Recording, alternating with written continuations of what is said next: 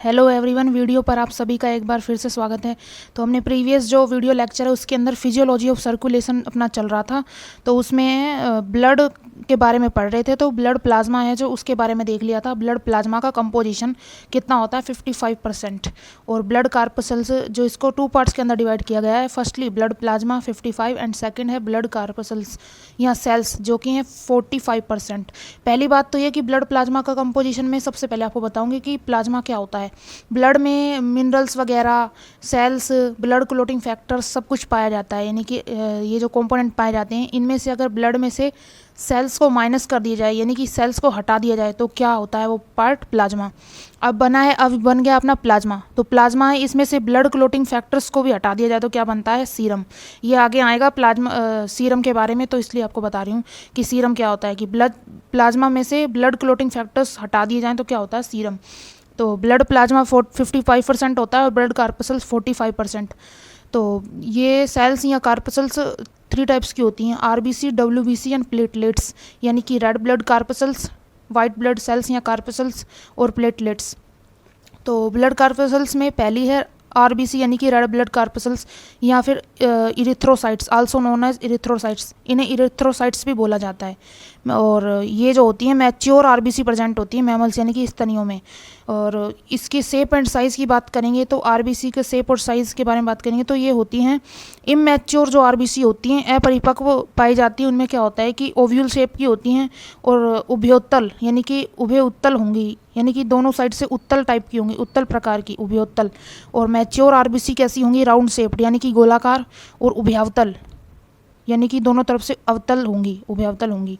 और लार्जेस्ट, अब साइज़ की बात कर रहे हैं तो सबसे बड़ी आरबीसी किस में पाई जाती है, एम्फीयूमा में। कितना साइज़ होता है 75 माइक्रोन का, और ह्यूमन के अंदर 7.5 माइक्रो। और स्मॉलेस्ट आरबीसी किस में पाई जाती है, मस्क डियर में।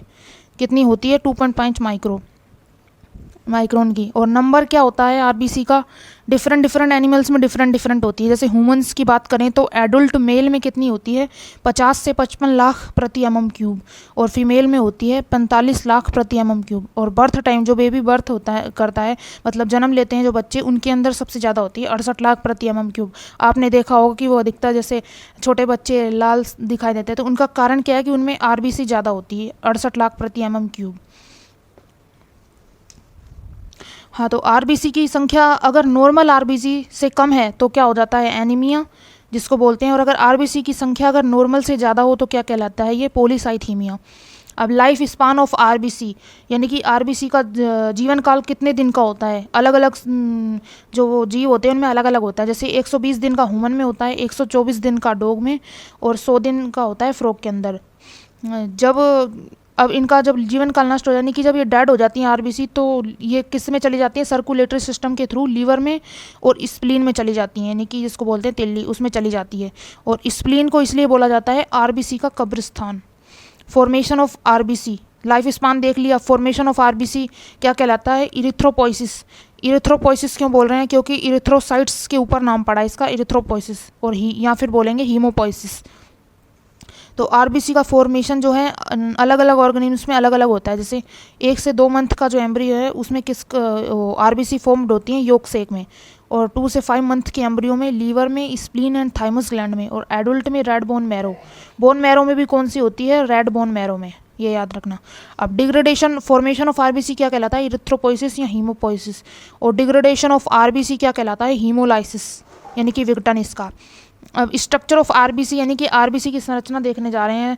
तो आरबीसी अपन को जैसे अपने बता दिया कि मैच्योर आरबीसी कैसी होती है, उभयावतल, और कैसी होती है राउंड शेप। तो इसमें क्या होता है कि आरबीसी है जैसे अपनी मैच्योर, उसके ऊपर क्या होता है कि लिपोप्रोटीन की मेम्ब्रेन पाई जाती है, यानी कि उससे कवर्ड रहती है आरबीसी, उसको क्या बोलेंगे, स्ट्रोमैटिन, जो कि इसके ऊपर लेयर पाई जाएगी।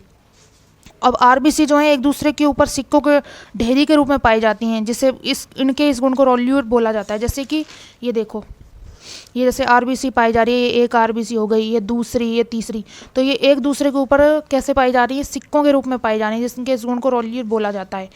तो आरबीसी हमारा हो गया है कंप्लीट। अब सेकंड आता है डब्ल्यूबीसी, वाइट ब्लड कार्पसल्स या सेल्स, और इनको बोला जाता है अदर नेम ल्यूकोसाइट। इनके शेप और साइज़ की बात कर रहे हैं तो शेप और साइज होता है WBC का लार्ज होती है और इरेगुलर शेप की यानी कि अनियमित आकार की होती है और इनमें न्यूक्लियस प्रेजेंट होता है। और उस वाले में क्या था कि हाँ RBC में नहीं पाया जाता न्यूक्लियस, जबकि इसमें पाया जाता है, इसलिए इसको also known as nucleated cell या ट्रू सेल्स, क्योंकि इसके अंदर न्यूक्लियस पाया जाता है इसलिए इसको बोलते हैं न्यूक्लिएटेड सेल या फिर ट्रू सेल। और इसका जो साइटोप्लाज्म है यानी कि कोशिका द्रव्य वो किस टाइप का होता है, कलरलेस, रंगहीन और ग्रेनुलर टाइप का यानी कि कणिका में टाइप का पाया जाता है, इसका कणिकीय होता है इसका साइटोप्लाज्म। और इसके नंबर की बात करेंगे तो ह्यूमन बींग्स में कितनी होती है, 6000 से 10,000 प्रति mm³ तक की होती हैं। अब नंबर की बात कर रहे हैं तो अगर सामान्य से decrease number of RBC is called, यानी कि अगर RBC का नंबर सामान्य से कम है, सॉरी WBC आएगा यहाँ पर, अगर WBC का नंबर सामान्य से कम है तो क्या कहलाएगा, ल्यूकोपेनिया।